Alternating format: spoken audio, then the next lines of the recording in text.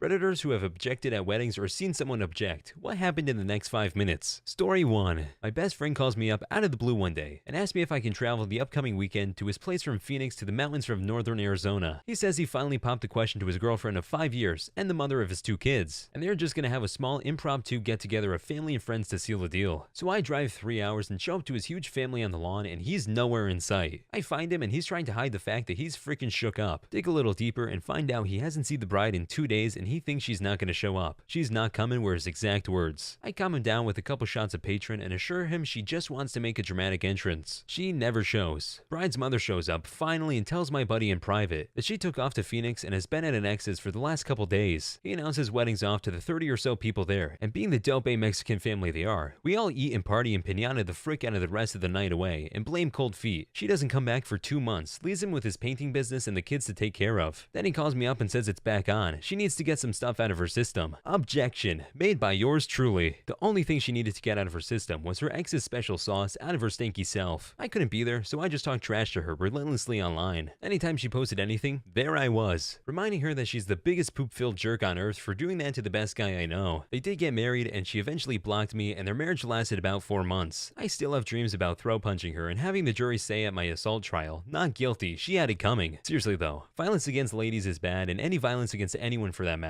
But dang, it would have felt good. Stay in school, don't biff the half-pipe, kids. To be so dedicated to harassing her online, that's how you know you've got a true friend. Story 2. Oh god, this reminds me of a close friend of mine's wedding. Known this dude for years, we'll call him Ray. Meets a girl we'll call Kate. She already had a daughter. Cool, right? Was never married to the other dude, just didn't click. Very emancipable separation. Shared custody of the child, no fighting, no demand for child support. Very perfect worldly. Katie was pretty cool and got along with our friend group pretty well. Soon enough, the old boyfriend she had her daughter with becomes best friends with Ray. A couple years go by, Ray and Katie decide to get married. Around this time, he confided in me that frequently his best friend, the daughter's father, all named Jeff, made references to this girl, and there was some vague evidence of it not being as emancipable a separation as it seemed. Jeff was pretty quiet about his life and talked about girls pretty often, but we learned later that he actually been holding out for Katie all that time. So assuming Jeff was his best friend, Ray makes him one of the groomsmen along with myself at the wedding.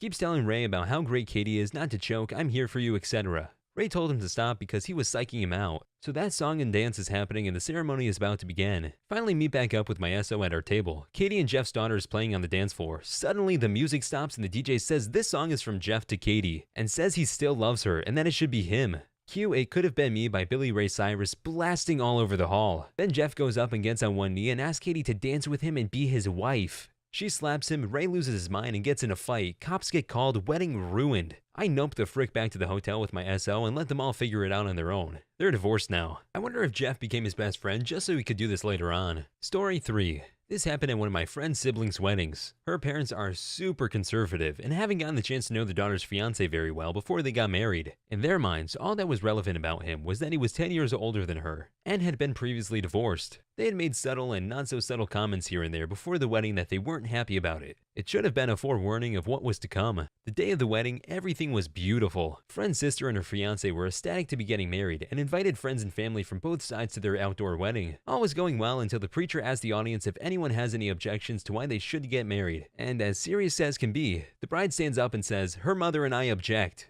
And then after a long hesitation, sits back down. Silence. No one can believe that just happened. Not knowing exactly how to handle it, the preacher just says, "Okay," and finishes the ceremony as planned. I can't even imagine how the bride and groom must have felt. My friend says the tension in the room was unbelievable. But they got married all the same. They just do a lot of avoiding the in-laws, as one might imagine. Story 4. When I married my DH, one of my closest friends was in seminary. I asked her to stand up for me and bless our marriage during the ceremony. Although I'm not particularly religious, my husband is, and I thought it would be meaningful for my dear friend to lend her blessing to our marriage. She acted thrilled to do so and did a lovely job at the ceremony. Then at the reception, she cornered my new husband and scolded him for marrying me, telling him that since he's a Christian and I'm not, we were unequally yoked and in the eyes of the Lord should not have married. She then informed him that it was his job as the head of the family to bring me to Christ. I happened to walk up to them just as she finished admonishing him. He was sheet white, but I didn't learn the full extent of the conversation until after. I ended the friendship, obviously, at which point she tried giving me one of those "I'm sorry if you were offended" apologies. I don't miss her. Story 5. I wasn't born yet, but it's a funny family story. I have a very large extended family. Mom has 6 brothers and 3 sisters. When Uncle C, the 4th son, got married, it was fairly obvious that most of his siblings didn't care for his wife-to-be. The day before the wedding, Uncle C got hurt at work, sliced open his hand, and needed a lot of stitches. He was given very strong painkillers. During the ceremony, Uncle C was high on painkillers and started to feel lightheaded. While in the middle of saying their vows, he began to wander off stage, and my Uncle L stood up and began cheering. Uncle L then shouted, "Attaboy, C." L's wife pulled him back into the pew and shushed him. Later in the ceremony, Uncle C and his wife were kneeling in the church doing some prayer. As Uncle C was facing away from the guests, everyone could see the bottoms of his shoes. One of my uncles had painted "Help Me" on the soles of his dress shoes. Those uncles sound like the life of every party or event they go to, and I would love to have them at my wedding. Story 6. From the last time this was posted, my ex-stepmom was getting married to my cousin. I really like my cousin, and my ex-stepmom is one of the worst people I know, so I tried to talk him out of it, but he was committed. They say their vows and everything, but when the pastor asked if anyone objected, I stood up. I talked about how terrible of a person my ex-stepmom was and how she was tricking my cousin. I practically begged him not to marry her, but he wouldn't even look at me. After a minute of me talking, I realized that everyone else in the room was actively hating me, so I left. They're still married to this day, 5 years next Thursday. They seem to be genuinely happy. I'm starting to wonder if I just had the wrong idea about my ex-stepmom. I go over to their house sometimes and eat dinner. Maybe you weren't wrong. Maybe your cousin just brought the best out of her and changed her for the better. Story 7. My grandfather humorously objected to my parents marrying, despite have given them his blessing. He held up a photo of my dad who has 2 black eyes, a bleeding cheek, and a muddy face, university rugby game, and asked the wedding crowd, "Would you let this man marry your daughter?" Everyone laughed and said no. Years later, us kids still hear the story at family gatherings. 20 years on, when my granddad moved, Dad mailed a new neighborhood photos of my 7-year-old grandfather with pink dyed hair with the caption,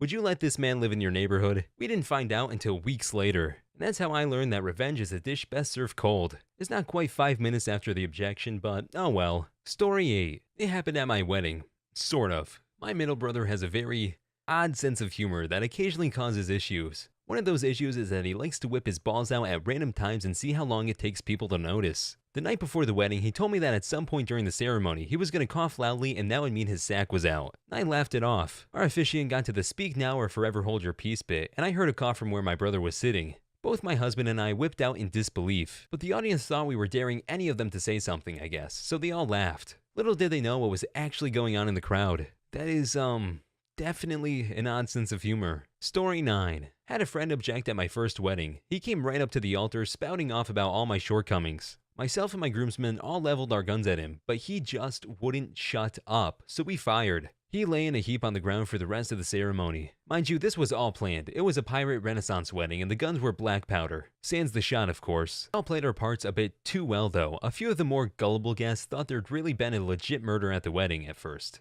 It was awesome. Story 10. I was tempted to speak up as I knew the bride wasn't really that into the groom. It was a weird Baptist semi-arranged marriage thing. Needless to say, the bride was a bit of a wild child, so I didn't see a marriage to a minister lasting. I said nothing though and made an excuse to leave in a hurry. Anyway, the wheels started to come off during the honeymoon, and she ended up sleeping with his brother, who was the black sheep of the family, and who would only return for the wedding. Cool guy. They ended up having a kid together. Story 11. I was a waiter for a venue that had a lot of weddings. We typically watched the wedding ourselves from the second floor and waited for everyone to come up for the reception. A guest for the wedding arrived a few hours early, so we sat in the restaurant and had a few too many drinks. He yelled, "Don't freaking do it, bride's name here. He's an a-hole." There was the typical gasp by the crowd, then it was just silence as people from the bar, not part of the wedding but the bar outside of the same floor, escorted him out. I really want to know what happened. I want to know too, you can't just leave us hanging like that. Story 12. Lots of laughs. My friend's older brother is a lawyer. He was marrying a lawyer. Most of their friends are lawyers. The officiant was a judge who was a friend of theirs. He and his fiancée thought it would be funny to plant something in the audience. They got a friend to yell, "I object," to the judge yelled, "Overruled." It seemed to have gone over well for most, but I don't think some of the family members got it. I am dying to see the wedding video of it, and not the terrible cell phone version. Story 13. I officiated a wedding where the groom's best man was a work associate. At the reception, they were doing toasts and the best man got up and told stories about how he thought the groom was really gay. I think he thought it would be hilarious, but no one thought it was funny, especially the bride. When he was done, the bride's dad stood up and said, "Patrick needs a new best man. Any takers?" Folks avoided the guy like the plague for the rest of the night. Story 14. I was at a college buddy's wedding when a drunken childhood friend of the bride tried to stand up and profess his love for her. The bride's father immediately stood up and tried to haul off said drunk guy by the ear, except he was so mad he pulled too hard and partially severed the guy's ear. I was also pretty tipsy and laughed a little too hard when the dude screamed like a small girl. But I was not the only one. A few people even applauded. Story 15.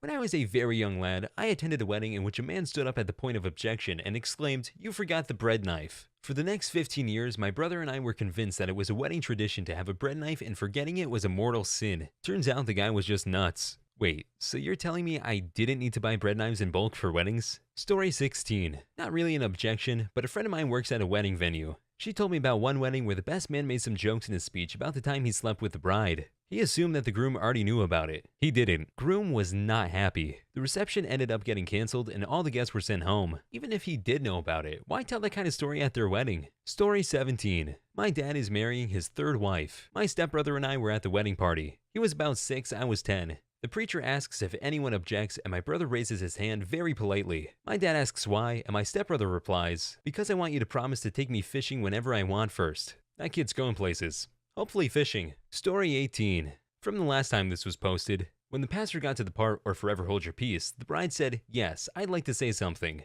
Then she turned around to the guests and said, "I'd like to thank my maid of honor for sleeping with my fiance last night." With that, she threw her bouquet and stormed off. The story even made it on the radio at the time. Hope you guys enjoyed the video. Please like and subscribe for more videos to come, or else this spider will be in your bed tonight.